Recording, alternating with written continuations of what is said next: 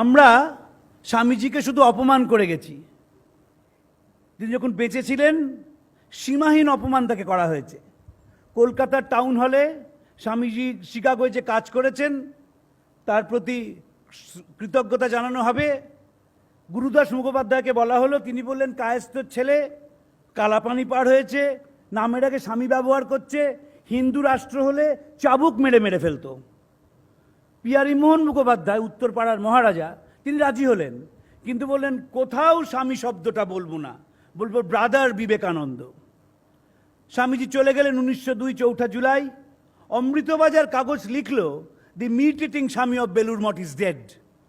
বেলুর মঠের মাংসভক্ষণকারী সন্ন্যাসীটি চলে গেছেন।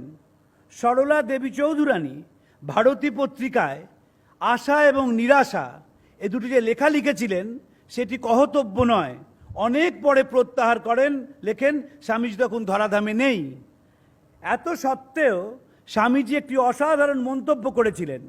শ্রীরামকৃষ্ণের ভস্মাস্তি বেলুর মঠে প্রতিষ্ঠা করে স্বামীজি দর্থহীন ভাষায় বলেছিলেন, এখানে উদ্ভিন্ন ছটা জগৎকে প্লাবিত করবে, মানুষের জীবন গতি পাল্টে দেবে, অ্যাটিটিউডানাল চেঞ্জেস হবে মানুষের। স্বামীজি বিশ্বাস করেছেন। এবং যখন স্বামীজি বিদেশে যাচ্ছেন, আমি কয়েকটি চিঠি উল্লেখ করব।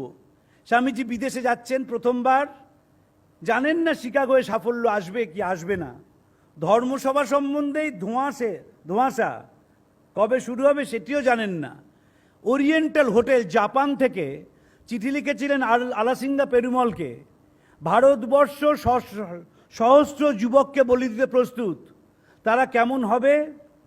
তারা দরিদ্রদের প্রতি সহানুভূতি সম্পন্ন হবে, তাদের অসহায় মুখে অন্নদান করবে, তাদের মধ্যে শিক্ষার বিস্তার ঘটাবে। আর আমাদের পূর্বপুরুষের অত্যাচারের ফলে যারা পশু পদবিতে উপনীত হয়েছে তাদের উন্নতির জন্য আমরণ চেষ্টা করবে। গোটা পৃথিবীতে এমন দ্বিতীয় চিঠি পাওয়া যাবে না। তার নিজের চিঠি সম্বন্ধে বলেছিলেন, I will tell you this, that whoever reads this letter will imbibe my spirit, have faith onward. নিজের চিঠি সম্বন্ধে এত আত্মবিশ্বাস আর কারুর ছিল না, কারণ স্বামীজি জানতেন যে মানুষের জীবন গতি পাল্টাবে। আমরা যে স্বামীজিকে মানলাম না, তার ফলে কি হলো? আমাদের মধ্যে শিক্ষা ঘটলো, শিক্ষার প্রসার হলো। আমরা অনেক কটা বিশ্ববিদ্যালয় তৈরি করলাম, কিন্তু 150 বছর স্বামীজির যখন 150 হচ্ছে, বিবেকানন্দ চেয়ারের জন্য লোক খুঁজে পাওয়া গেল না।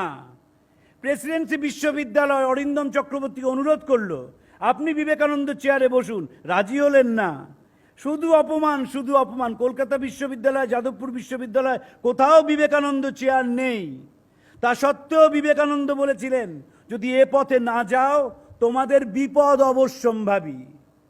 দেখিতেছ না, উদ্বোধনের ভূমিকায় লিখছেন, যেথায় মহামূর্খ পরবিদ্যানুরাগের ছলনায় নিজ মূর্খতা আচ্ছাদিত করিতে চায়, যেথা জন্মালস বৈরাগ্যের আবরণ নিজ অকর্মণ্যতার উপর নিক্ষেপ করিয়া দেয়, যেটা ক্রূরকর্মী নিষ্ঠুরতাকেও ধর্ম করিয়া তোলে, যেটা নিজ অক্ষমতার উপর কাহার কোনো দৃষ্টি নাই, কেবল পরের ওপর সমস্ত দোষ নিক্ষেপ, প্রতিভা কতিপয় পুস্তক কণ্ঠস্থে, বিদ্যা চর্বিত চর্বণে, সর্বোপরি নাম কীর্তন, পিতৃপুরুষের নাম গুণগানে।